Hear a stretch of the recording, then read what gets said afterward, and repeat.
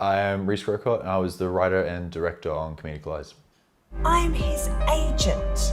He should have talked to me about it. It's my job. I'm not blaming you. You are blaming me, John. You're blaming me for his financial situation, and sitting here right now, you're blaming me because you miss your friend. I wanted to make Comedic Lies simply because I liked dialogue. I wanted to make something that was dialogue heavy and a little more engaging than just people sitting around having coffee.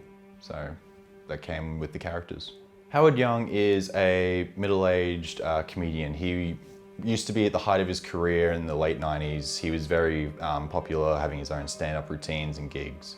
And then over time, with the, flow of the industry, he ended up losing fame, and he ended up blaming that on everybody but himself. It's a good deal, Howard. They're going to pay you up front and a percentage every quarter. Yeah, but when am I going to get back on stage? The specials sell better than your tickets would, and a streaming service will give you more exposure than a DVD. It's just time to change your medium. You're not even trying to get me back on stage, are you? The challenging part with Howard was balancing whether or not he was going to be comedic. Like, he's a stand-up comic, he's going to be funny, but he's going through this depressed time. How do I balance between the two? And that's where most of his development went. I'm his agent. He should have talked to me about it. It's my job. Mallory is Howard's agent. She hasn't been there from the beginning, which is a major plot point, but she has been there for the best part of 15 years. She has always tried her best to provide the most for Howard, however that is usually met with opposition. I hate to break it to you, Mallory, but you wrecked his career. All right, let's get one thing straight. Let's not do this. No, let's. When I wrote Mallory originally, there was no gender assigned, there was no look to the character. I just had the name and the personality. And through the process of auditioning, that's when the character really came to life, when we found Astrid, who was just phenomenal in the part. Look, the specials sell better than your tickets would, and you're going to get more exposure on a streaming service than you would on a DVD. It's just time to change your medium. John Greer is Howard's best friend. They've been together since high school, and they've been through thick and thin. They've had their share of arguments, but they've always been good friends. When I was writing John, there was no set boundaries for his character, because he had to be the reflection of the audience with what's going on.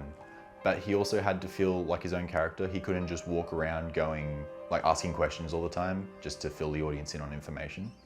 So finding that balancing act of him searching for answers, but also conveying enough information to the audience was quite an important part of the film. Howard hates baseball, and so do you. It's a common You saying. spoke to Howard after I did, didn't you? What? No. And he told you what I spoke to him about, and whatever you spoke to him about, it pushed him over, didn't it? I didn't push him. Didn't it? Something unique about Comedic Lies is that there's not really a sole antagonist. Pretty much all three characters are antagonistic in some way. All the pairings that we do with the different scenes, so you got Howard and Mallory together, and then John and Mallory, Howard and John, they're all designed around opposing opinions. So when Howard and Mallory are talking, they're on two sides of the fence. And because of that, in that scene, they're antagonistic towards one another.